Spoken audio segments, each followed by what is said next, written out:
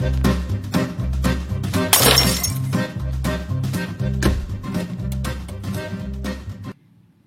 Assalamualaikum warahmatullahi wabarakatuh. Salam sejahtera untuk kita semua. Om Swastiastu, Namo Buddhaya, salam kebajikan teman-teman.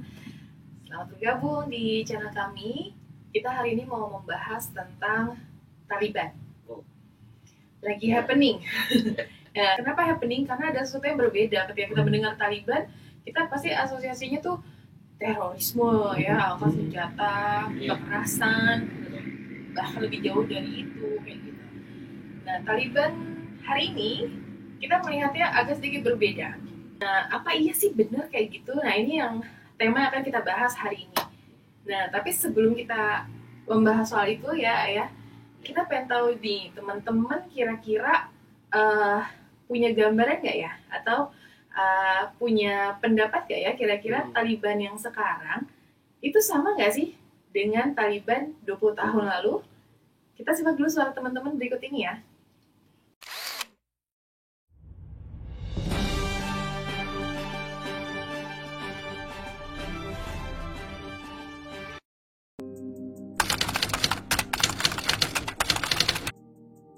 Tentu tidak mudah menjawabnya. Tetapi menurut saya yang bisa kita lihat tentu dari pernyataan-pernyataan tokohnya. Mereka berjanji yang pertama tentang konsep perubahan sistem pemerintahannya dari daulah menjadi emirati. Saya kira itu terlihat dari pernyataan resminya. Artinya apakah berubah itu tentu berbeda dengan yang sebelumnya. Kalau itu dikatakan perubahan, ya menurut saya secara konsep bagus, tinggal lihat prakteknya.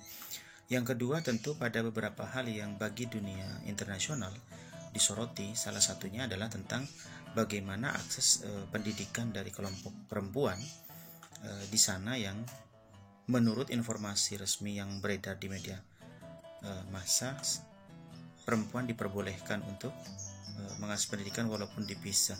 Saya kira tolak ukur perubahan ini tolak ukur menurut siapa? Menurut Barat, menurut kita, atau kemudian menurut mereka yang ada di Afghanistan.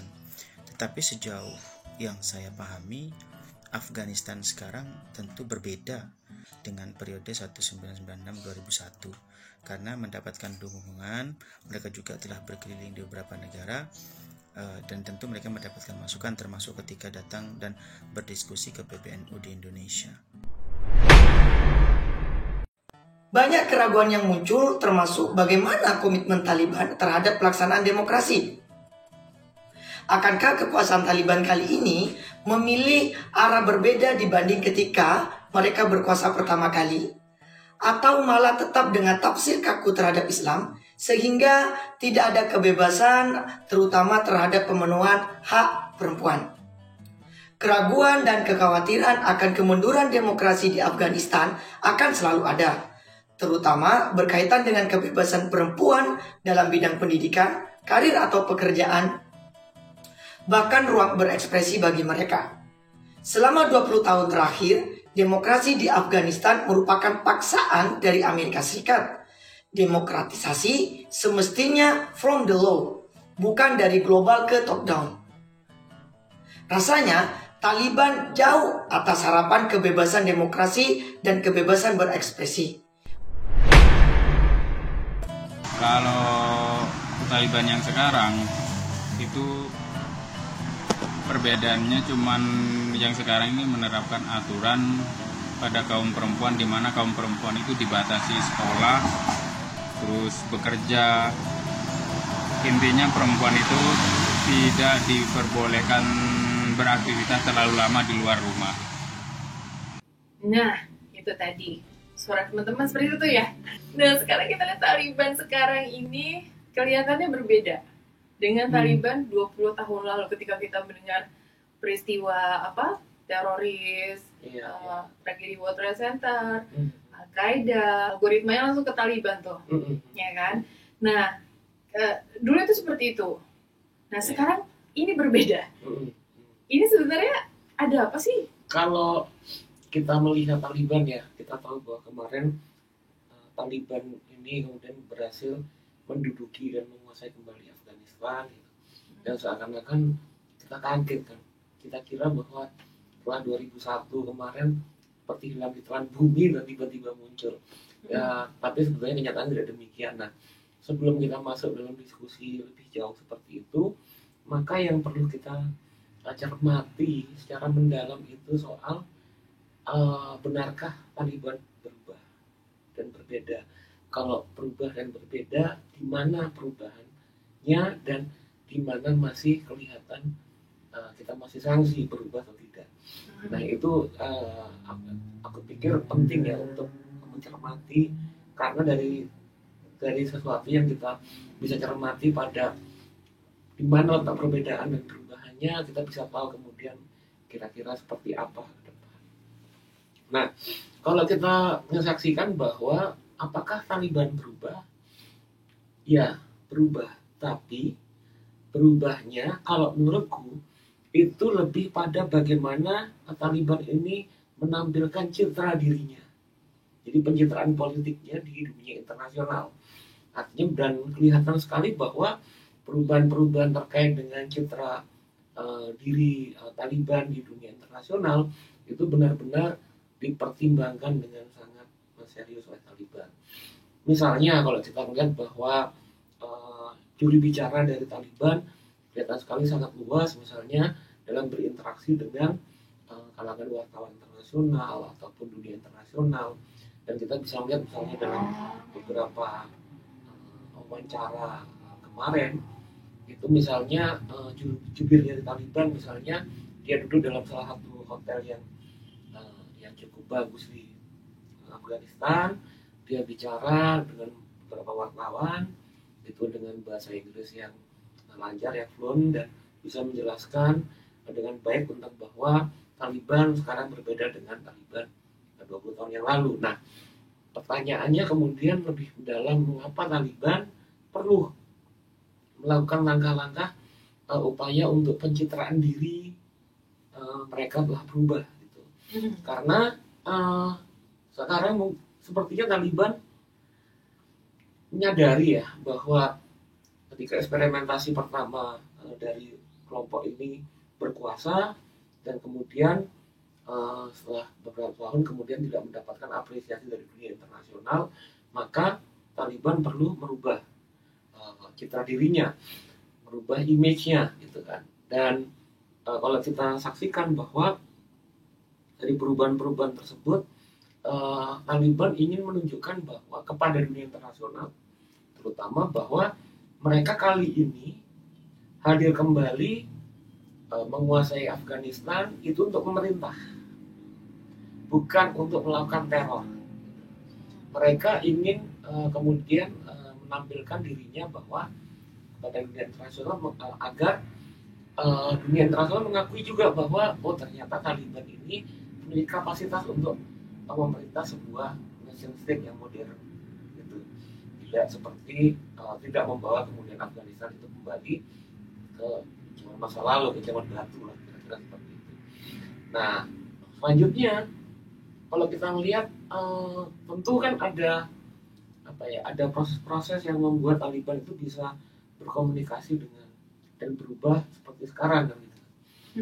Nah, kita bisa saksikan bahwa sebetulnya Taliban sendiri dalam beberapa waktu sebelum dia tampil itu juga sudah membangun hubungan yang intens dengan beberapa kekuatan-kekuatan internasional, misalnya dengan Rusia, juga kemudian dengan China.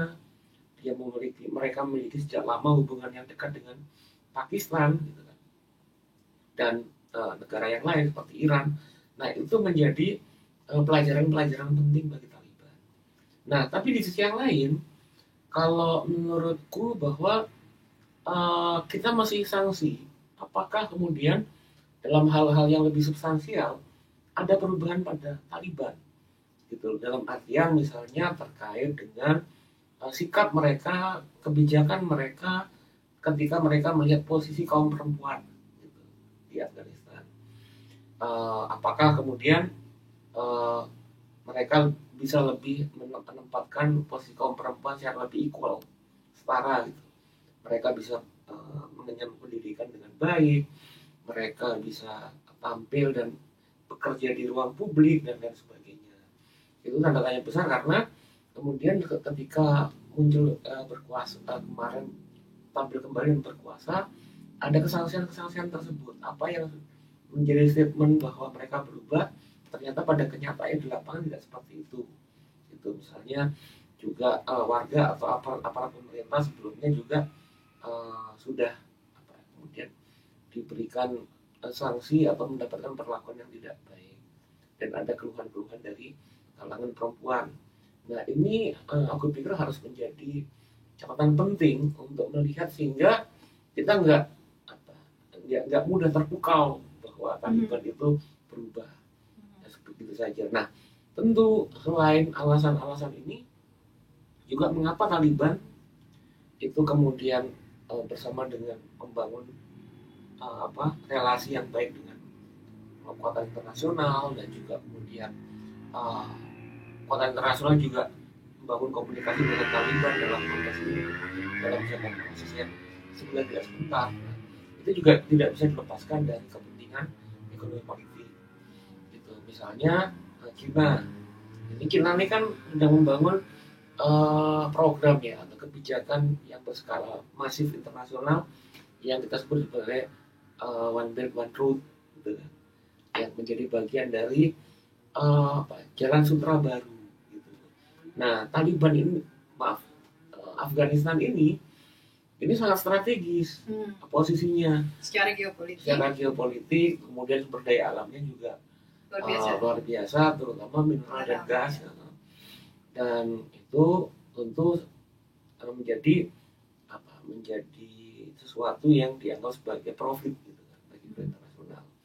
Dan juga misalnya China ini kan sedang berurusan dengan di wilayah perbatasan dekat Afghanistan ini Uyghur, masyarakat etnis Uyghur.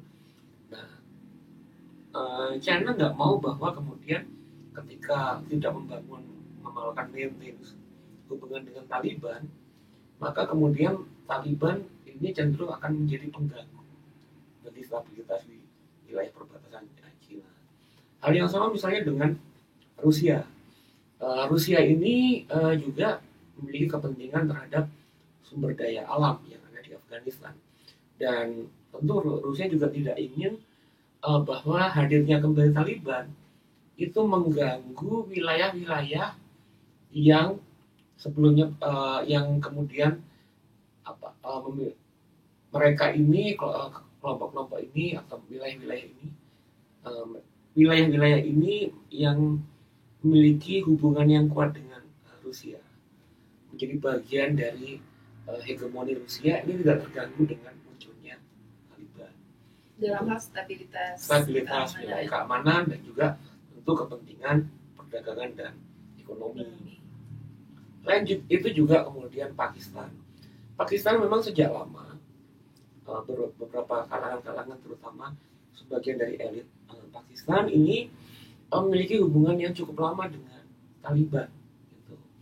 Bahwa sejak awal kemunculannya dan kemudian berkuasa dan beberapa wilayah Pakistan sendiri menjadi tempat perlindungan dan penyelamatan ketika Taliban berhasil dijatuhkan pada tahun 2001. Dan hubungan yang cukup dekat itu terbangun sedemikian lama di Pakistan. Gitu. Demikian juga misalnya Iran juga terutama terkait dengan stabilitas, bahwa kita tahu bahwa Taliban ini memiliki perspektif cara pandang keagamaan yang agak tertutup ya, dan juga secara historis Taliban ini sebagai bagian dari kekuatan dari suku Pashtun itu juga ada konflik dengan beberapa kelompok-kelompok suku-suku yang lain seperti suku Hazara yang mayoritas Syiah dan suku yang lain. Nah, ini Iran juga tidak ingin bahwa tampilnya Taliban ini akan juga mengganggu stabilitas dan harmoni di negaranya. Nah, demikian kompleks memang kalau kita melihat bagaimana posisi dari Taliban sekarang. Dengan Taliban semakin mencengkram kekuasaan di Afghanistan pada saat ini, sebenarnya dunia internasional juga masih wait and see dengan kepentingan masing-masing itu ya. Iya, betul. Oke, berarti itu kemudian perlunya Taliban merubah wajahnya, wajah lamanya Iya, menjadi wajah barunya iya. dalam hal keluar. Iya, gitu. untuk melihat bagaimana hubungan keluar. Mm. Daripada Taliban misalnya, daripada dia kemudian diserang rame-rame dari dunia internasional karena nggak welcome ya. Nah, kan lebih baik kemudian bagi kepentingan strategisnya Taliban untuk bisa eksis berkuasa, dia menunjukkan wajah keluar yang lebih moderat. lebih moderat, citranya berubah gitu.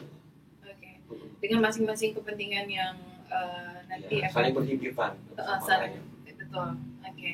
Nah, kemudian yang jadi pertanyaan itu adalah sebenarnya ke dalam sendiri seperti apa? Karena kan kita juga kemarin begitu miris ya, ketika orang-orang berusaha untuk keluar dari Afghanistan, kejadian-kejadian yang bentuk kayak kekerasan di dalam negeri, kemudian evakuasi warga asing keluar, ini kan seperti pertanda bahwa Taliban sesungguhnya masih sama seperti Taliban 20 tahun lalu.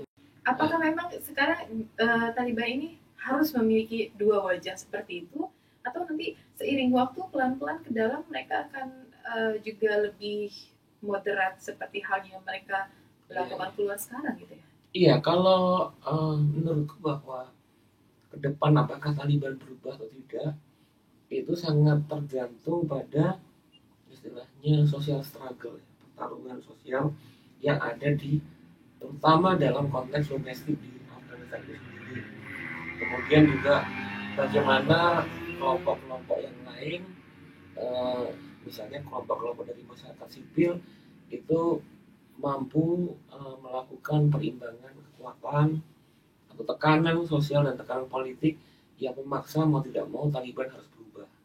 Itu sangat ditentukan dengan konteks seperti itu. Dan kalau kemudian aku lihat bahwa kenapa terjadi respon ya seperti itu, misalnya banyak kalangan-kalangan warga yang ingin pergi kan dari Afghanistan, bahkan kemudian sangat miris kita melihatnya, misalnya ada yang bergelantungan di pesawat gitu kan, sampai pesawatnya naik ke atas dan kemudian mereka jatuh. Kemudian suara-suara protes dari kelompok warga perempuan seperti itu. Nah, memang sikap terhadap Taliban sendiri sebetulnya terbelah ya di Afghanistan. Sebagian dari kalangan-kalangan yang 20 tahun yang lalu itu merasakan penindasan dan tekanan politik dari pemerintahan Taliban, tentu mereka traumatik dengan hadirnya kembali, masuknya kembali Taliban itu di Afghanistan dan menjadi kekuatan yang berkuasa di sana. Tapi di sisi yang lain itu juga bisa kita lihat sebagian besar warga itu merasa gembira dan terbuka dengan tampilnya kembali Taliban. Karena begini, ini tidak bisa dilepaskan dari konstelasi politik yang berbasis pada etnopolitik ya, kesukuan politik yang interaksi dan kontestasi yang berbasis pada etnis. Bahwa kalau kita lihat kan bahwa Taliban sendiri, Afghanistan sendiri itu kan terdiri dari beragam suku dengan orientasi politik yang berbeda dan juga sangat menekankan pada patronase politik gesekan. Nah, kontestasi ini kemudian memunculkan beberapa suku-suku yang dominan. Mayoritas adalah Pashtun. Nah, Pashtun ini adalah sukunya yang berangkat dari Taliban, dari suku ini. Terus tadi ada Hazara yang Syiah, ada Tajik yang cenderung kemudian lebih moderat, dan satu lagi Uzbek gitu, yang lebih nasionalis dengan berbagai macam interaksi di antara suku-suku ini yang sebetulnya secara historis sudah lama. Ini kemudian muncul salah satunya yang mempengaruhi ekspresi politik Taliban. Taliban kemudian dianggap sebagai representasi kekuatan politik Pashtun gitu, yang dia mayoritas, tapi kemudian kelompok ini merasa bahwa selama 20 tahun pasca Taliban ini mereka tidak mendapatkan representasinya, representasi politiknya, atau tidak dianggap tidak diakui dalam proses bernegara ya. di sana. Nah, hadirnya Taliban ini sepertinya oleh sebagian besar dari kalangan Muslim ini disambut antusias. Jadi ketika pada bulan Agustus ya, jadi kalau kita lihat bahwa 2020 ada perundingan antara Amerika Serikat, Taliban dan pemerintahan Afghanistan gitu. Lalu kemudian untuk terkait dengan tentangnya Amerika Serikat Afghanistan. Ya, dan terus kemudian ternyata setelah itu terjadi konflik juga. Taliban kemudian melakukan serangan-serangan militer.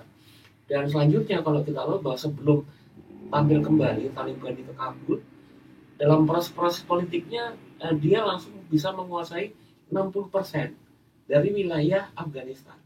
Artinya apa? 60% wilayah Afghanistan kemudian tanpa konflik yang serius, konflik bersenjata, dia bisa masuk dan menguasai. Itu menunjukkan bahwa dukungan masyarakat terhadap Taliban. Nah, antara ekspresi politik etnisitas, kemudian politisasi agama, dan juga kemudian kekhawatiran dan trauma dari korban-korban Taliban ini yang kemudian sedang terjadi dalam konstelasi politik domestik di Afghanistan, gitu. Ya memang agak kompleks dan kita masih belum bisa melihat istilahnya itu bayangan harapan baik gitu ya. Kita belum bisa lihat gambaran padang lah dari Afghanistan itu kalau kita menyaksikan apa yang sedang terjadi saat ini. Ada yang dramatik, ada juga yang happy gitu ya dengan kebangkitan Taliban, karena mungkin dianggap sebagai representasi dari supremasi sukunya nih, gitu kan. Kayaknya kemudian ini yang barangkali juga salah satu yang memudahkan Taliban untuk kembali menguasai Afghanistan gitu ya. Iya. Tapi kalau misalnya kita bicara soal kebangkitan kembali, ini kan juga tidak lepas dari yang Ayah sampaikan, penarikan pasukan Amerika Serikat. Nah, itu kenapa ya? Kenapa Amerika Serikat menarik pasukannya? Kemudian muncul kebangkitan kembali Taliban ini kan jadi kayak semacam peluit awal kebangkitan Taliban periode kedua gitu kan? Iya. Tadi di awal aku bilang kan bahwa kita ini kayak kaget ya. Ya mungkin karena kita ini kan mainnya kurang jauh sampai ke Afghanistan gitu kali ya. Jadi kita nganggap kok tiba-tiba ada Taliban lagi nih muncul. Kita anggapannya udah 2001 berhasil diusir, ya udah hilang gitu aja gitu kan. Nah ternyata enggak gitu kan. Ternyata bahwa ketika diusir dari pemerintahan di Kabul gitu dengan ekspansi dari Amerika Serikat, mereka ini kelompok-kelompok ini berhasil melarikan diri dan membangun kekuatan-kekuatan ya dengan perlindungan di wilayah-wilayah perbatasan antara Pakistan dan Afghanistan. Dengan Pakistan ya. Iya, terutama pada wilayah-wilayah perbatasan yang juga banyak didiami oleh suku Pashtun tadi. Apalagi kemudian mereka berhasil ke wilayah yang sebetulnya teritori gunung-gunung tuh. Jadi susah dijangkau juga untuk mengejar mereka. Gitu. Dan di sana di tempat-tempat perlindungan itu mereka membangun basis politik lagi secara militer. Mereka tetap membangun komunikasi dengan beberapa kalangan-kalangan terutama dari elit misalnya Pakistan, sehingga kemudian dukungan dari bawah dan dukungan kalangan elit ternyata tidak habis. Nah mereka ini juga membangun pelan-pelan basis politik di wilayah perbatasan sehingga sebetulnya secara efektif Taliban sendiri pengaruh di teritorial itu tidak habis. Nah contohnya misalnya ada buku yang menarik yang ditulis oleh salah seorang scholar ya, akademisi namanya Abbas Hasan. Dia awalnya dari Pakistan, dia pernah bekerja menjadi polisi di wilayah Pakistan dan terutama bertugas berdinas di wilayah perbatasan ini, dan selanjutnya dia menjadi akademisi, menjadi profesor, bicara tentang kajian-kajian politik di wilayah Timur Tengah dan terutama Afghanistan dan Pakistan. Nah katanya si Abbas Hasan ini bahwa mereka ini Taliban ini tetap eksis dan justru memperkuat basis politik dan kekuatan mereka sebagai kelompok-kelompok politik. Di mana misalnya mereka mampu membangun dalam karyanya Taliban Revival. Ini buku ditulis tahun 2014. Dia udah meramalkan ya. Sekarang 2021, 2014 berarti berapa? Tahun ya? Sekitar 7 tahun. 7 tahun silam ini bukunya dibuat.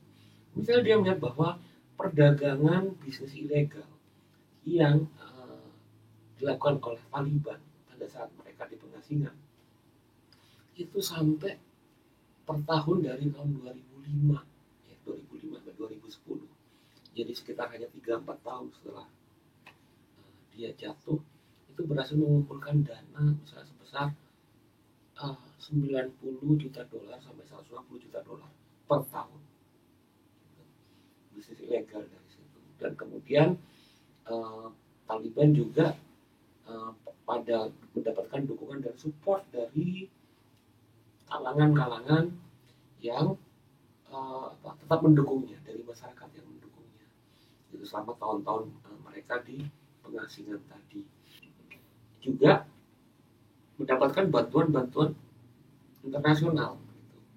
Termasuk tadi misalnya dari beberapa kalangan jejaring di Pakistan, dari kelompok-kelompok misalnya pendukung supporting finansial dari kelompok Islam garis keras itu tetap mengalir. Nah, ketika secara sosiopolitik, secara ekonomi Taliban kemudian memperbaharui dan kemudian memperkuat dirinya, sementara di sisi yang lain secara kontras kita melihat bahwa selama 20 tahun pendudukan pasca Taliban yang mana kemudian dibantu oleh Amerika Serikat selama 20 tahun itu, kita melihat dan menyaksikan begitu besarnya bantuan dari Amerika Serikat sampai kemudian kalkulasi selama 20 tahun itu sekitar